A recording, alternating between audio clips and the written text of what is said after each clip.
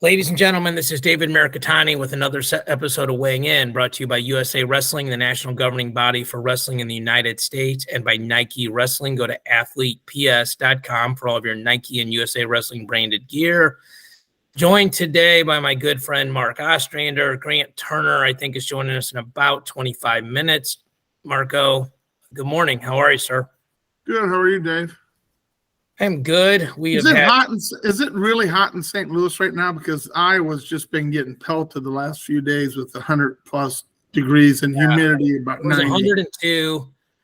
I've been doing some good things in my life personally. Like got my diet back on track and have been getting out and getting some workouts in. And a lot of would-be runs have turned into walks in the heat. But still getting out there, and it kind of reminds you of the old days when you're used to just sweating all the time. And, you know, there's something about sweating really hard that makes you feel better about yourself, both physically, physiologically, and psychologically. And, you know, it's really hot. But, you know, thank God, you know, me and my loved ones got enough money to keep the air conditioning on and then, you know, just grind through it. So let's start with some sad news, but it looks like, you know, positive energy out of it. Sammy Sasso was shot. I think everybody that, you know, follows wrestling knows that, but it happened after our podcast last week, so there's no way we're not going to talk about it. He was shot in a robbery or attempted robbery. I talked to at least one coach that knows him fairly well and said, you know, he grew up in sort of lower income standards, and he's really just a genuinely tough kid, like off the mat besides wrestling. And he said, you know, if it was somebody different, he probably wouldn't have been shot because somebody else might have just given, you know, like, hey, here's my wallet. And then, you know, he said, I won't use the exact language this coach used. He goes, but I promise you, Sammy Sasso didn't say, here's my wallet. Yeah, that's the wrestling part of him, David. A lot of us wrestlers aren't going to give up a wallet to anybody. So, and I'm not saying, you know, it's not the right thing to do at times. Obviously, you don't want to see anybody get hurt. And he's an icon. You know, right now he's been in the finals, 2 times at the NCAAs? Yes. And, you know, unfortunately, he's been runner-up twice. But, I mean, he's a great kid. It's going to be really good on the international scene, I think, in the next few years. Has already made some big jumps there. So, you know, our prayers and thoughts are with him. Hopefully he recovers and is able to get back on the mat sometime soon. For sure. You know, we can argue about the merits of social media, like whether or not it's actually good or bad for the world. I think social media is definitely good for a couple things. It's good for reminding people when other people's birthdays are. It's good for when something happens like in a child, you know, like your child's life, and you want to share it with a bunch of people at once. But it's also good for people being able to comment positively about things, and like the thoughts and prayers that were sent to Sammy Sasso and the Ohio State wrestling family. And they crossed all lines. It wasn't like it all came from Columbus or Pennsylvania, where he's from, you know, like it's from all over the country, coaches from other schools. You know, the coach that I talked to had recruited him.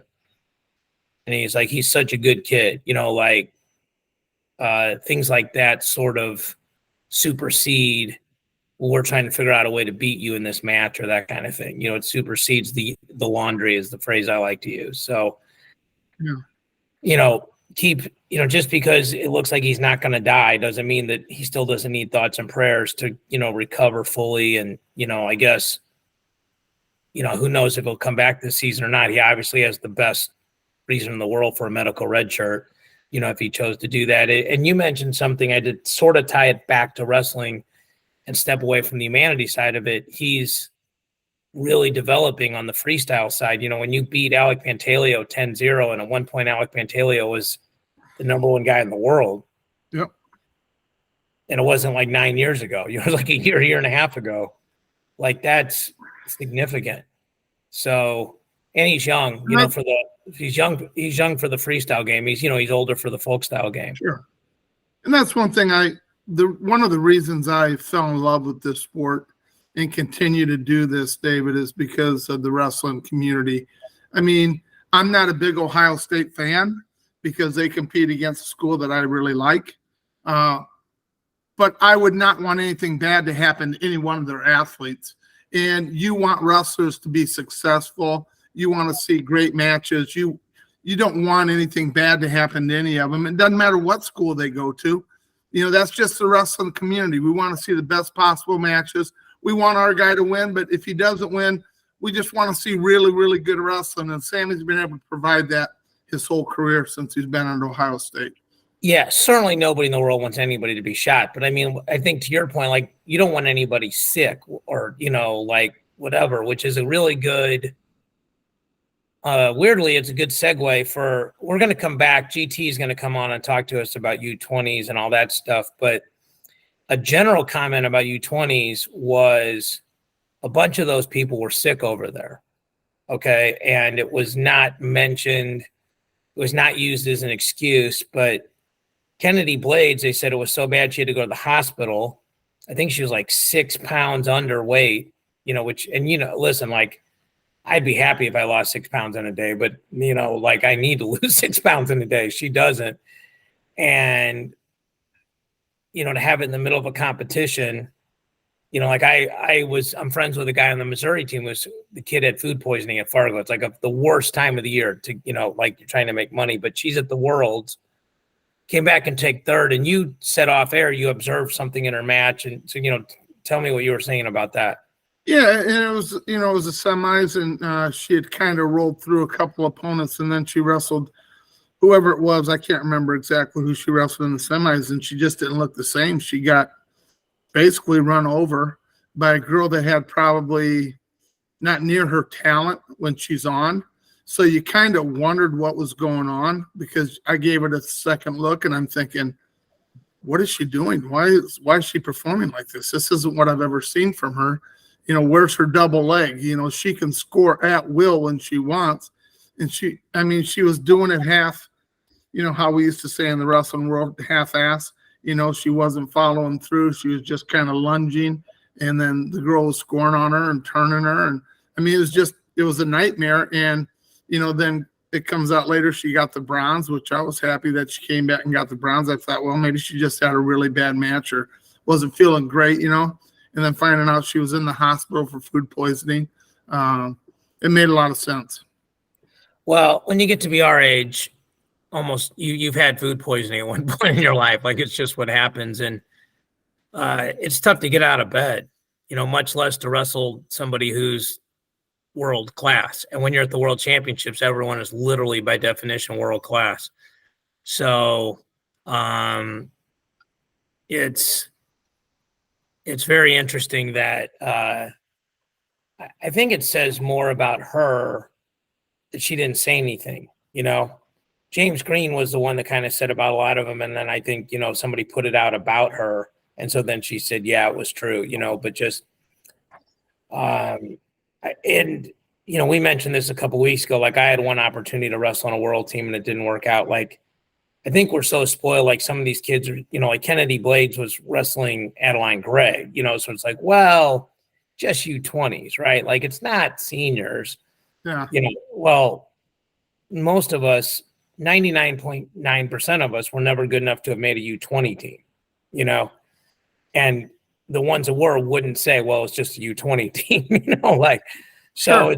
it's sad for her and any of the other athletes and the coaches that were less than an optimal situation through something that wasn't their fault, you know. So anytime you get to represent your country, David, and it doesn't matter what it's in, you have to take a lot of pride in that. Yeah. And you hate to not see them be 100% physically, because, you know, they trained for years to do this, and you knew they were in peak condition when they stepped on the mat or stepped on in the swimming pool, whatever it was, whatever world championships it is, you're ready when you go there. And then to get sick and have it taken away from you is just, you know, it's devastating to these young people. But to come back and get a bronze, knowing that she had that just tells you how talented she really is. I'd say tough, not just talented, but mentally tough, right? Yeah. I mean, because you can be talented and just say, well, I didn't win it, so I'm done. Sure. Yeah. So We've I seen that. yeah. So I want to give her credit for mental fortitude as well. So let's talk a little bit, or maybe a lot, about Oklahoma State. So we're recording this at 10 o'clock on Thursday morning. At 9 o'clock on Thursday morning, I just interviewed Zack Esposito for Matt Chat. I did change my backdrop back to weighing in. So it's very interesting. So Espo gets the USA Wrestling developmental coach, residential coach job, takes over the job that is, and he talked about the lineage of it, that at some point Sergey had done it, Brandon Slay, Terry Brands, and he talked about what an honor, then Kevin Jackson, James Green, and he talked about what an honor it is to be in that lineage, for his name to be in that conversation. And I had forgotten some of those, but he's right about Sergey, because when we had Sergey in St. Louis, he was telling me about that. Like, that's when Cejudo was there. So let's talk first about Esposito to USA Wrestling. Your thoughts? I think you'll probably do a good job. I mean, you're working with really, really, really talented young men and women right now. Well, he's just on the men's side. Okay. So you're working with some really, really talented young men. They're way above what they used to be at this age level when I was growing up, when you were growing up, even 10 years ago. I think they've become so advanced with the club teams. So, that's really a neat thing to see. He's got to have a lot of relationships, David, with a lot of these clubs, because they recruited that out of Oklahoma State from these club teams. So that's going to help him in many ways, that he has that relationship, because people got to understand these kids are training at these clubs 95% of the time.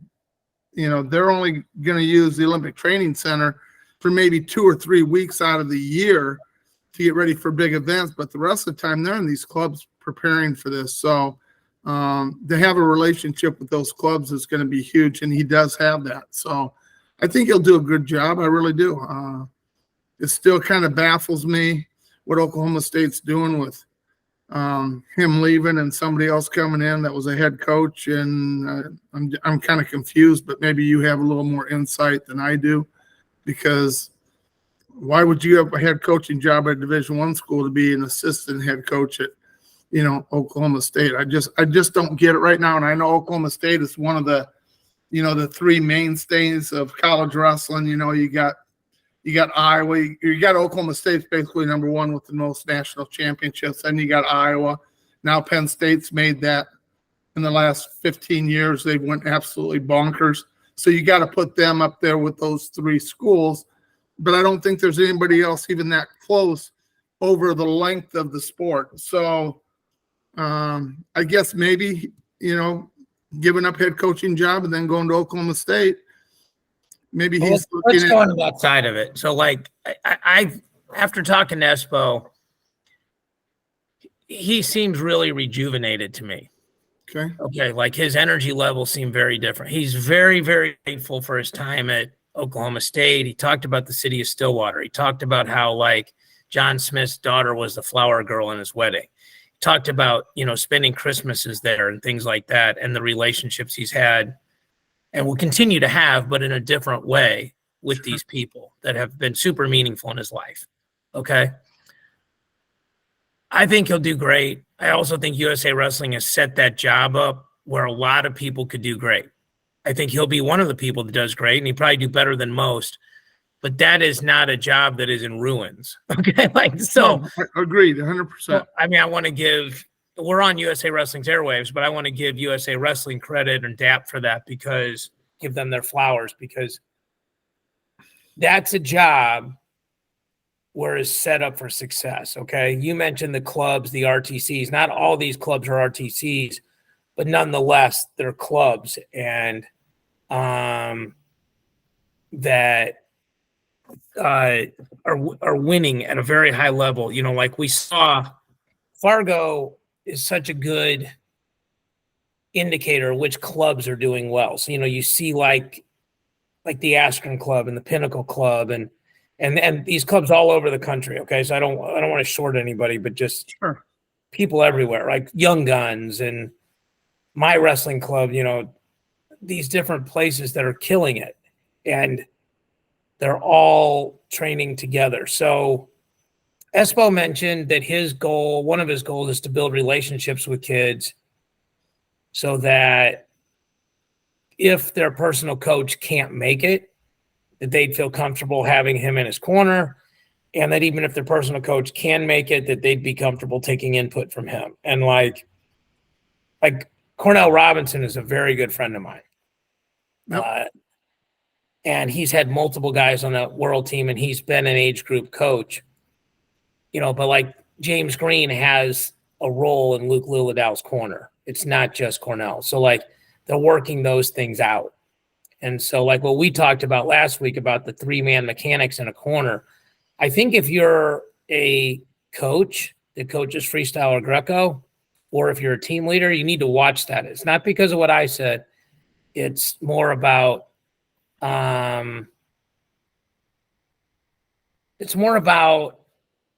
just setting a situation up for success. Okay. Now let's talk about Oklahoma State. So the basic gist of it is Zack Esposito left and Coleman Scott took that job. Okay. In the simplest of terms. Okay. No one got promoted from within. Coleman jumped in at the top. And so I said this to Espo, and he goes, through just this one lens, you're correct. Most people assume that Coleman is the coach in waiting. You know, people are putting out there, well, John Smith even coached this year, which is, I think, ludicrous. And that Coleman was promised the head job. Espo said, I know for a fact he wasn't promised anything. But I think if you look at it from the perspective of why would you leave a head coaching job to take an assistant coaching job, you know, why would you do that unless something else was promised? That logic in a vacuum makes sense. And Espo admitted that. So, but I said to Espo, I said, Coach Smith seems to me like the kind of person that's going to decide when he wants to leave, and he's not leaving until he wants to, and he's not hiring a successor ahead of time. And he said, absolutely. But your thoughts on Coleman coming over and all that kind of stuff? I don't get it yet, but I mean, he's developed some kids, you know, at North Carolina. So let's not kid ourselves because they've had national champs there. They've had a couple kids. They've had one. Well, he's won it twice, so that was impressive. And then they've had other kids that have placed in the top 4, and they're not at what you would consider a strong traditional wrestling school. So let's give them credit on what they were able to do. Everything I hear is that, and I'm not 100% sure on this, so you may be able to correct me. Tony Ramos is going to take over the head coaching job. Correct? Well, that's super. Well, let's go to that in a minute. Let's finish. Okay. So anyway, what I'm trying to get to is that he's leaving where he is in charge of a program, and he's going to go to Oklahoma State and be an associate head coach. You know, he wrestled at Oklahoma State. Maybe that's his home. Maybe that's where he feels most comfortable. Maybe that's where his wife's from. I don't know. From there. His wife's okay. So maybe she wanted to go back to the Oklahoma area. Maybe they're not getting the things at North Carolina. Maybe they're not thought of as a wrestling school, obviously. Maybe they don't get everything they want, and they know Oklahoma State, you get everything you want. So he thinks that maybe he can develop a little quicker there. They get a little different kind of athletes usually. You know, quality kids coming out of high school. Now, what they do with them is a different story right now, but and that's for another conversation, obviously. But I think overall, I don't really get it, but there's a reason that he's doing this. and you got to let him think that, he's a world medalist. He's the an guy Olympic bronze medalist. Just Yeah, so I people. the guy's a stud and has been, and I think he is a good coach. I don't know if he's a great coach yet because he hasn't really developed kids where he's had some kids that have developed, but one was a transfer from American a few years ago who got into the right side of the bracket, and I think he was third at the ACCs and then was in the finals of the NCAAs because two of the guys that he wrestled basically were wrestling on one leg. So we'll see what happens, David. I don't really get the hire yet, but who am I? I think there's a bunch of things to unpack here. So first of all, Willie Saylor put out a post that talked about like how many All-Americans North Carolina had before Coleman and Ramos arrived. And I think it was something like 6 in 30 years. Now they've had 8 in 13 or 14. That's clearly improvement. Okay. Yes. Like without a doubt. When you have more All-Americans in half the time, including two national titles, one national titleist, but 2 national titles, that's improvement. Okay. Yep. The second part is this. Like 8 All-Americans in 14 years and half of them in the 7-8 place matches is not great. Okay. Like it's just not. Now you could say, well, North Carolina is really a basketball school and then it's a football school and then it's a girls soccer school and then it's a lacrosse school and then maybe it's a wrestling school. So doing it in those circumstances is really good. And that's probably a fair sentence. That's what we did at Merrimack. Like we had no money. You can't win with, it's hard. It's impossible. It was dang near impossible to win without money. Like I just had like a $600 a month cell phone bill recruiting and fundraising. Like I think Oklahoma State is one of these schools that hires Oklahoma State people. Like when they hired Isaac Jordan for a year, it was like crazy, and like it'll probably never happen again where they hired somebody that didn't go to Oklahoma State. So when you self-impose a funnel on who can take the jobs, that obviously limits the field. It is interesting. I mean, I know Jessica is from Oklahoma, so I know that's important. Coleman, I read, and Espo said how magical Stillwater is to them. And maybe that's how Iowa City is to people, or how Columbia, Missouri is to people. Sure. Maybe how State College is to people. Maybe, I don't want to short anybody, but like maybe not Columbus because that's a real town, but Ohio, but whatever. Like that these small towns, that they're different, and they are different because like if you're good at wrestling in Oklahoma State, like if Austin O'Connor was Austin O'Connor at Oklahoma State, he'd be a much bigger deal. So it'll be interesting to see. I firmly believe John did not put himself on a shot clock, so to speak. Like, sure. I just don't believe he did that. I think anybody that thinks that is crazy. Like, and his son just joined the team. So he's got 5 years. 4 or 5, probably 5. Yeah. Yeah. Well, he's got another son. I don't know if the other son's going to wrestle, but he's got another son. Okay. But yeah, just for Sam, who was a state champion, he didn't go as a freshman because he's behind Cale Hughes, and then was a state champion, and then I think was second and third his last 2 years. Yes, he's a good wrestler.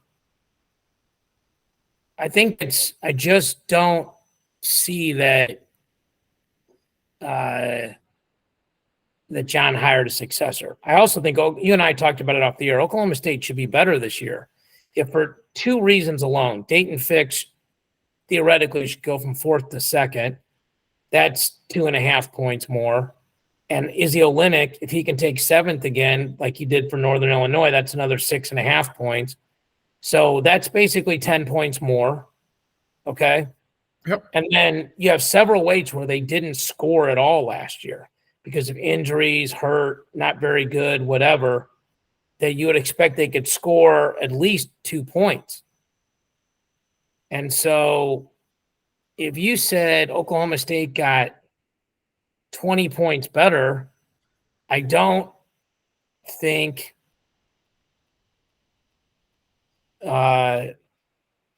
Well, that David, that would put them in the top 10, right? sorry. That would put them probably in the top 10 if they scored another 15, 16 points. I can look up the scores. Go ahead. Keep talking. But, and you're making the statement, yeah, they should be better, but not to the standard that Oklahoma State fans are expecting. They expect That's very to be, interesting. I said that to Esposito. Yes. they expect to be a lot higher than in the top 10. And they should, because they are one of the marquee programs in the college wrestling world. And if you're not, doing your job there, moving up from 16th or 17th to 10th is not going to satisfy anybody. It's not going to satisfy John, to be honest with you. Before we bring in the best hair in wrestling, Oklahoma State was 28.5 points last year. 10th place was 48 points. So, I mean, this is like macroeconomics where you hold a bunch of things constant that aren't constant. But basically, if you could get to 50 points, you probably have a pretty good chance of being in the top 10. So, GT, we're going to circle back to you on the end of U20s, especially with Allure, because I think what she's done is just unbelievably, like, it's earth-shaking. But we're in the middle of talking about Coleman leaving North Carolina, coming to Oklahoma State. We still have to put a bow on who's going to take over at North Carolina. But I had just had Espo on an hour ago, and he specifically said Coleman wasn't promised anything, and he doesn't believe that John's hiring his successor. And I would definitely agree with the second statement, and I don't know anything about the first statement, but I would tend to believe Espo in that scenario. Yeah, I don't think that John's hiring Coleman as the heir apparent. I think it's just a really good opportunity for Coleman to maybe lay some groundwork for him to have a good shot at it. Like, he gets into the athletic department, makes friends. Maybe that helps. Maybe they have some success. Coleman could basically ride that and basically become the guy. Especially with UNC, with Tony Ramos being the interim head coach. The interim means interim. Like, they could hire anybody at any time. They may be searching for a coach now. Who knows? Yeah, well, and so we can transition over to that. So the rumor mill is out there, and it's just that. At least a couple things we're going to talk about here at Rumor Mill. So this is not fact, and this is also, as usual, this is our opinions. But the rumor mill is like Rob Cole is looking at that job, Kerry Colott is looking at that job, folks like that. And, I had a guy text me, he's like, do you think Rob Cole takes that job? And I'm like, after some of the things I've seen in the last 30 days, nothing would surprise me, but he's got a great recruiting class coming in. I guess the first to Stanford, my question would be, if I were him, is, hey, if I went over here, who's coming with me? Because if you could get into Stanford, you can get into North Carolina. No slight to North Carolina, but the academic requirements to get into Stanford are super high. So if you can get into them, you can get in there. Then you got to work out financial aid and all that other stuff, and NIL, if any of that's happening. So a bunch of things to figure out there. GT, I'll start with you. You and I are friends with Tony Ramos, and I think all three of us are fans of him. It feels like he's paid his dues. Who knows if he'd be a good head coach, but it certainly seems like this is a reasonable opportunity to find out. What are your thoughts on A, what you think should happen, and B, what you think will happen? So there's a little bit of all of that basically corresponds to Tony's recruiting class, Tony being the head of, basically kind of recruiting a lot of those guys along with Coleman. So, once again, you have some continuity with the kids staying because Tony got them to come. Right. So I think that's a huge aspect to, leveraging Tony on, getting some points on his side. And then, of course, with the other people is there's connections to UNC. There's all these other things that you can, basically theorize, like Stanford, UNC, academics, what kids are there, what kids would come, which kids would stay. But, I think the biggest thing for UNC is just, they have it rolling the best that they've ever really had it at North Carolina. The most all-Americans, most national champions, like in a historic run. And then, not to be Johnny Raincloud, but the Pac-12 is dying. So it's dead. Yeah, but they could have an affiliate Pac-12 with just keeping all those people, but most of them are going to leave. Arizona State's going to go to the Big 12. Well, the rumor is Steeper's going to end up in the ACC, which would be ironic as hell because that's what North Carolina already is. Yep. So taking that all into consideration, if Rob Cole's even worried remotely about, once again, a program going away or the conference basically getting away with a whole bunch of stuff, the ACC is not going anywhere. And, he has good ties to it. So, it's a logical thing to tell people, or if you theorize that Rob Cole might take that job. But you guys got to remember that, the entire West Coast has a ton of wrestlers. And the Pac-12 is just completely on life support. There's nothing left but 4 schools. Yeah, I think if you just recruited California every year, you could have really good college teams, right? If Grandview got all the guys that took 5th at state in California, you guys would be fine. Obviously you're really good anyway, but I'm just saying any school that did that would be really good. So it's going to be super interesting to see how that shakes out. And I think the thing that's fascinating to me is school started, right? So can you imagine, you're in North Carolina, somebody texted me basically right before the Coleman Scott thing happened, and I'd heard rumors, but I said to him, I go, listen, everybody should go do what makes them happy, but I feel like it's unfair to the kids. Your coach leaves on the first day of school. So, you don't have, I don't know what the portal rules are and when you can go now and all that other stuff, the timing of all that, but they're allowed to leave and there's no penalty for them. And this goes into the whole college basketball and college football thing where these coaches can go whenever they want and wherever they want.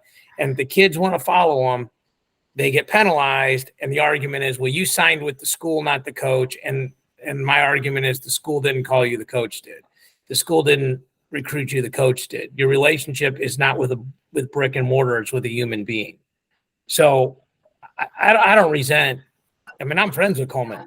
So I got nothing against him doing what he wants to do to be happy. I just think it throws a bunch of kids a monkey wrench. And now if you're Rob Cole and you come over, now they got to replace him. I would almost guarantee Grant Leith isn't getting the head job there as the assistant, or Francois. I don't think any of those guys would get the head job. They might for a year, but that's even worse. If you're supposed to go there and there's a temp there and, and that guy's not staying, now you have to decide, do you decommit? You went through the whole recruiting process. And what a lot of people don't say, but it's true, is people finally just commit because they're tired of all the recruiting. It's just I am tired of my phone getting hit up all the time and people asking me, I just want to make a decision and be left alone. And now you have to go put yourself through that process again, and there's less money available now. You get hosed all kinds of different ways. So it's going to be really interesting to see how that all shakes out. Obviously I don't know anything on that. And even if I did, I would probably know in a way that I couldn't tell anybody. But any thoughts on that before we move to all right. So we're going to move on to the state of Iowa and gambling. So there is a post out by Pat Minio. So this is just what he's saying. He has, as far as I know, there's been no documentation of this, but that there were 4 wrestlers that are suspended for the whole season. And it was Cassiope, Brands, Assad, and Seabricht. And then Kennedy. And is it Shriver or Shriver? I've heard it pronounced both ways. What's the right way to say it? I think it's Shriver, isn't it, Grant? Okay. So Shriver and Kennedy have partial suspensions. So I'm going to start with this. This is an article titled "The NCAA's New Gambling Policy and Punishments Explained." So basically what this says is that you can gamble, that if you, this is the one that people are hearing about first. Like if you gambled on non-school sports, like pro sports, like NFL, if you gambled $200 or less, there's sports wagering rules and prevention education, 201 to 500, that plus 10% of your season, 501 to 800, 20% of your season, and $800 and over is 30% of your season. So Mark and I talked about this for a while yesterday, and I think there's something to just say to kind of cut through some of this. The only reason we're talking about this is because people want to know who's going to be able to wrestle this year. Okay? Like, if this was happening in lacrosse, we wouldn't be talking about it because we don't care about lacrosse, and nothing personal. That's just not what our podcast is about. Okay? The second part is we can talk about, well, there should be other crimes and people should be worried about drug dealers or whatever else. That's, again, irrelevant here. But if you gamble on, if a student athlete wagers on their own sport at another school, they lose 50% of their season. And then if they gamble on their own school, student athletes who engage in activities to influence the outcome of their own games or knowingly provide information to individuals involved in sports betting activities will potentially face permanent loss of collegiate eligibility in all sports. So, and then, you know, a buddy of mine sent me the links about Pinheiro. I'm going to set the table and get out of the way. How, like, they can track his GPS. So they know it came off of his phone. It came out of his apartment or dorm room or whatever. So there's a bunch of those things. And then the other thing that gets factored into this is basically it's how old were you when you bet? Iowa, the law is 21. So just because these kids are 21 or older now doesn't mean they didn't place a bet when they were 20 on someone else's account. Two, you couldn't open an account. So why did you place it through somebody else's account? Like, did I place my bet through Uncle Mark's account? And then three, what did you bet on? And then the fourth thing is how much you bet. But I think the big news out of all of this is Iowa could be really hosed with their lineup. Like, forget about the morality, ethics. It's a victimless crime, whatever you want to call it. And Mark, I'll start with you. If they lose Cassiope and Brands and Assad, I don't think Seabrook was going to start. I mean, I don't mean to just cast him aside, but with the NDSU transfers, it didn't look like he was going to start unless he went down to 49, and they got Voinovich, so it's not like there's a hole there. I mean, this Iowa comes back to the pack, correct? Yeah. I mean, there's no way to say they don't come back to the pack. And I'm not sure they weren't already in the pack, to be honest with you, David, with some of these other schools, the way their kids are performing on the world level. So I think people need to understand that this investigation was not started by the NCAA. This investigation was started by Iowa. The Attorney General's office at Iowa was trying to crack down on underage betting because betting just became legal in Iowa maybe 2 years ago, Grant, where they let FanDuel and, you could get online and bet on football games and things like that. And you could bet on college football games and basketball. So I think Iowa was noticing that they had a lot of complaints about their kids are, they're calling the State Department saying, hey, we got high school kids that are betting on college football games, and their parents they're using their parents' credit cards, and their parents are going in financial ruins. We got to do something about this. So they investigated underage betting. So all of a sudden they've got all these names, and all of a sudden people like, and I'm not, I don't want to say anybody's names because we don't even know who's involved yet on some of these cases, but they're finding college athletes are doing this. And then all of a sudden, I guess Iowa felt like they had a responsibility to the NCAA because they have, major colleges here that are, Division I schools, 3 of them that I know of for sure.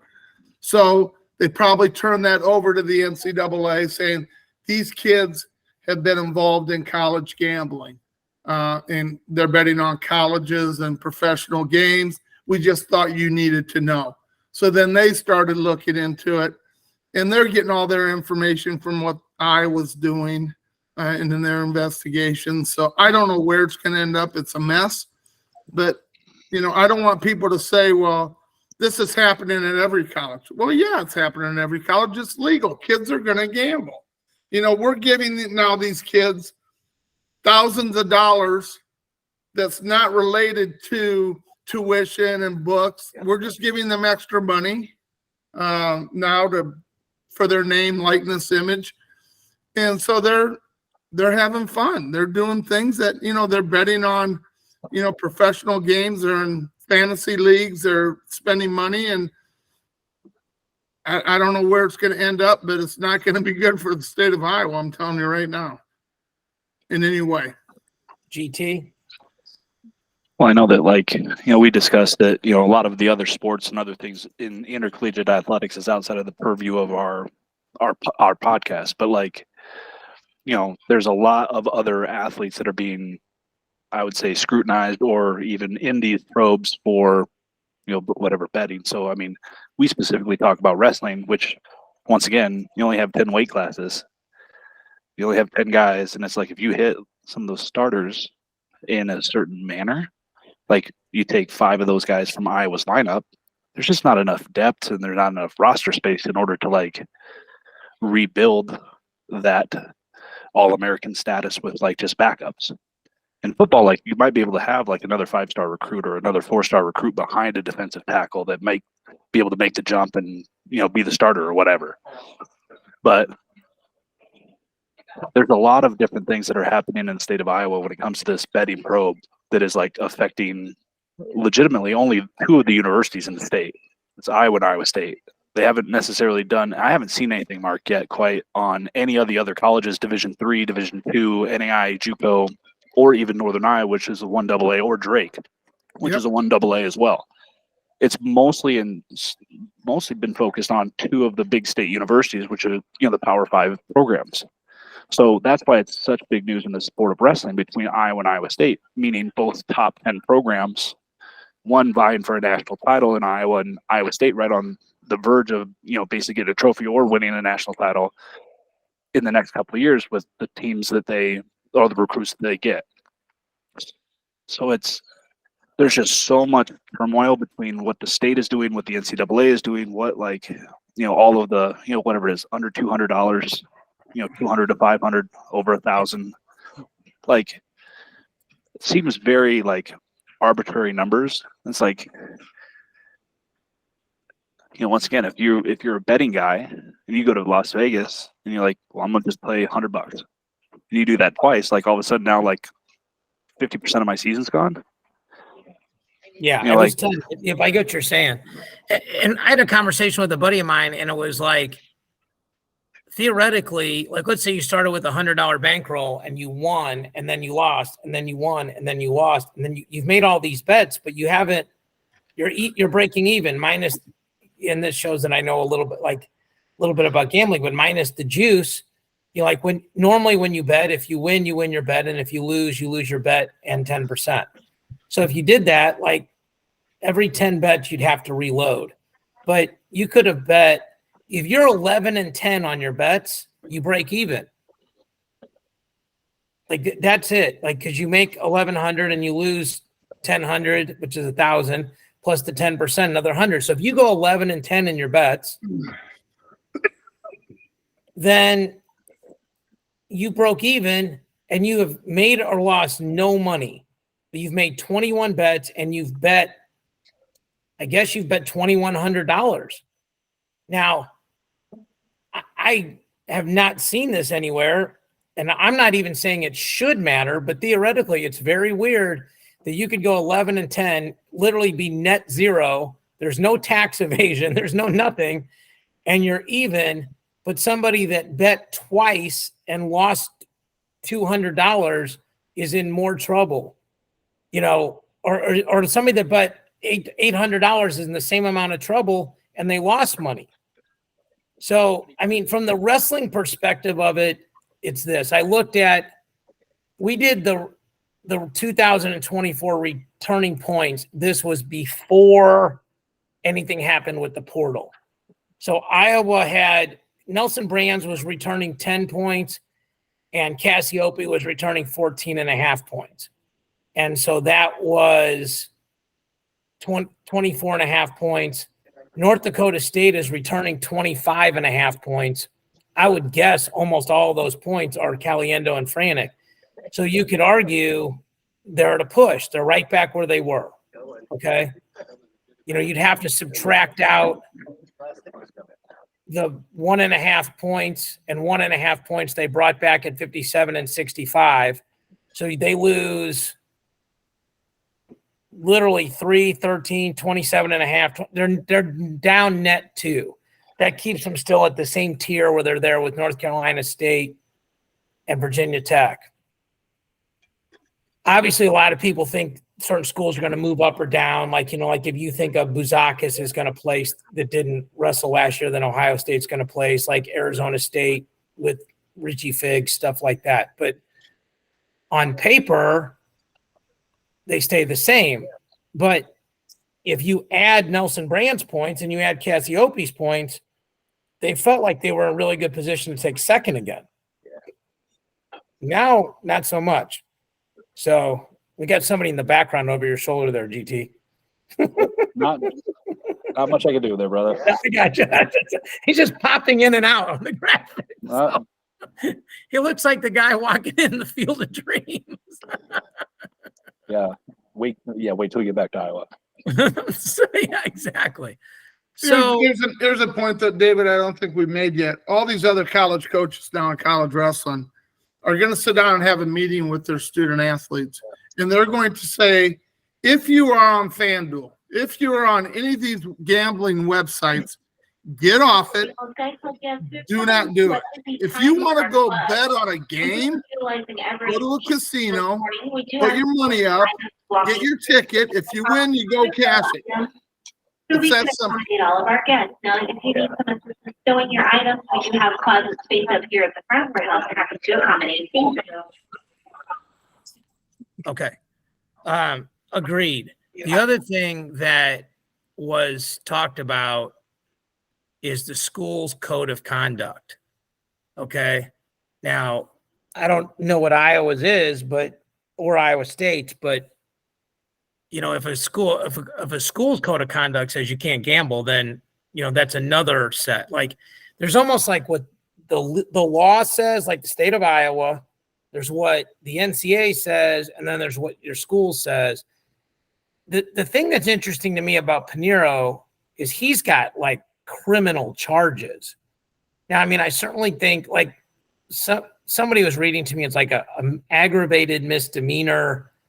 And I'm certainly not a lawyer, but like it feels like he's going to pay a fine and do community service and be fine, and he'll lose a year of eligibility. But if they were going to wrestle Reading, and I'm just going back to the wrestling side of it, if they're going to wrestle Reading at 41 and Swiderski at 49, Pinheiro wasn't going to wrestle this year anyway. And they got Chittum at 57 and Carr at 65, so it's not like we just bump up that they stink at one of those two weights. So it stinks for Iowa State. They have this publicity, and it certainly stings like if Swiderski's not the answer at 49, that they don't have Pinheiro waiting in the wings.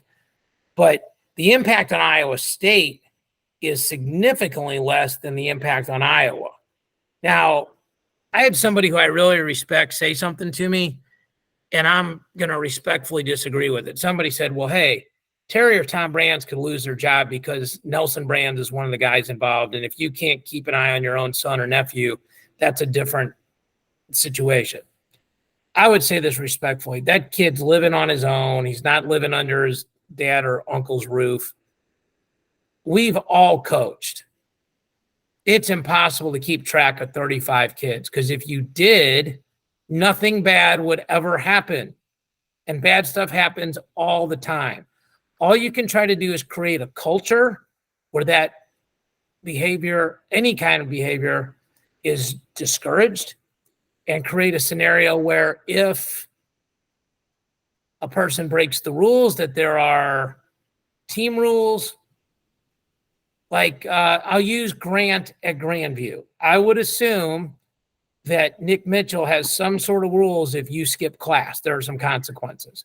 I'm not asking what they are, but I don't think the rule is just go when you want. And we'll figure it out.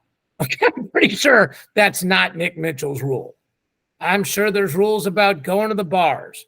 I'm sure there's rules about a lot of different things. But at the end of the day, the reason why there's rules is because somebody's going to break them. Like this happened. I guarantee you that the Grandview University does not have 100% perfect attendance from its wrestling team. And I don't mean that. That's not a critical statement. That's just math. That's large numbers. You got 50 kids on a team that are going to a minimum, probably on average, 15 hours a semester, 30. And then they attend those classes 3 days a week, 16 weeks, 2 semesters. There's no way somebody didn't miss on an unexcused absence. It just happens.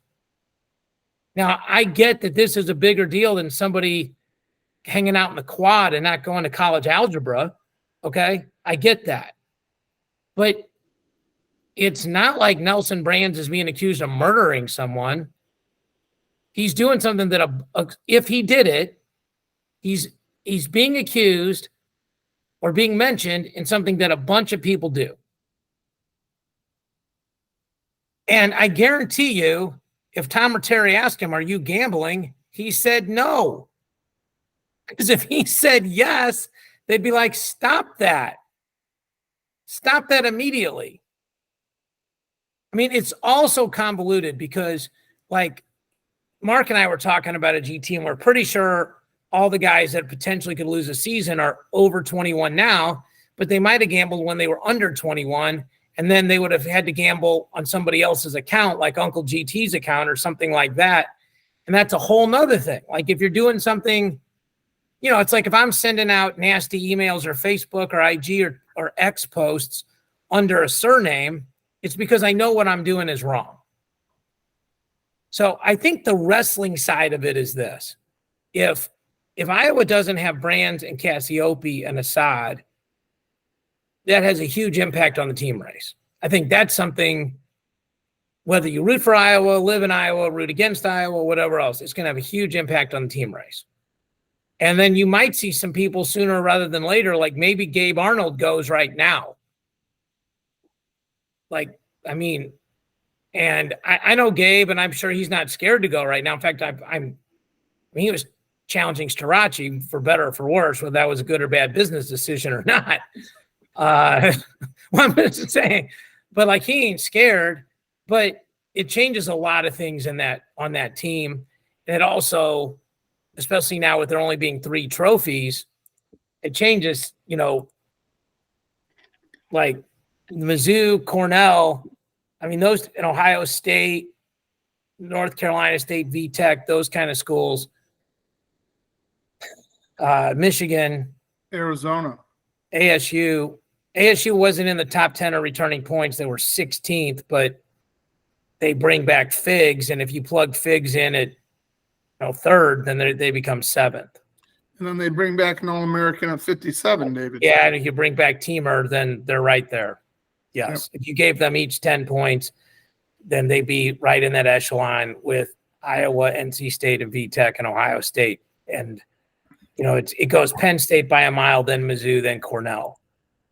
And David, can I make a prediction, please? Go ahead. You already got – oh, by the way, just so you know, we can talk about this later, but Flo has Shapiro ranked at 57, not 49. Okay. I'm going to make a prediction. And I want you guys to listen to this. I want you to mark down the date. Grant, do you have a pen? Can I got write down what I predicted? Okay, thank you. You will see three freshmen win national titles this year. I'm not going to say right now who they are, but 3 freshmen will win national titles at the NCAAs this year. Okay. Okay. 3 freshmen. And Three then I'm freshmen. just who I think you think it is. So Figs, Shapiro, Chittum. Is that who we're talking about, Mark? Did I miss anybody? Oh, there's a kid at Penn State that I kind of like. Who's that? Messenbrink. Messenbrink, if he wrestles, yeah. Yep. I'll take the under for $100. What's the right number? 1.5. Can we GT. gamble on USA Wrestling site? GT, if we're betting wings, so there's okay. GT, if it was 1.5, would you take the over or the under?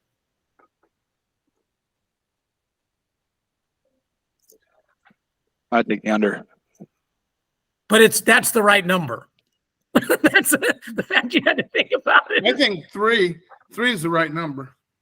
Okay, so you're over. GT's under. August. You want to chime in, David? August 24th. I'll take less than 3. Okay.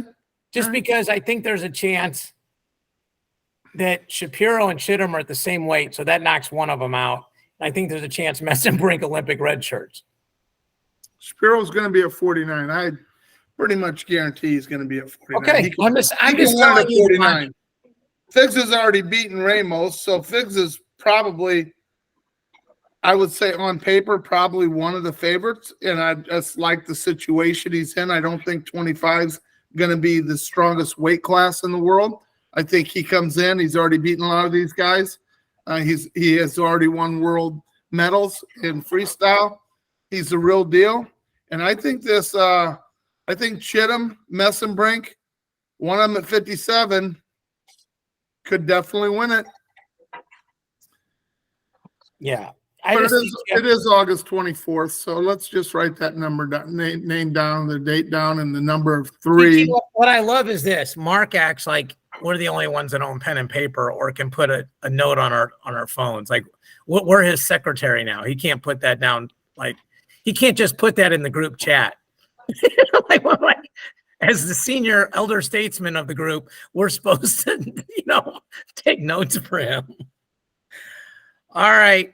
Well, we're at the end of our time, guys. Appreciate everybody watching and listening. Next week, I'm going to ask the guys if we can record a day early. I'm very excited. Next week, I'm going to the Jiu-Jitsu World Championships. I'm actually covering the event for USA Wrestling, the IBJJF. I've got an official media pass, so very excited about that. That'll be in Las Vegas, so will not be a good time at all. But it starts Thursday, so I'm hoping we can record next Wednesday, which I will talk to you guys about when we get off the air.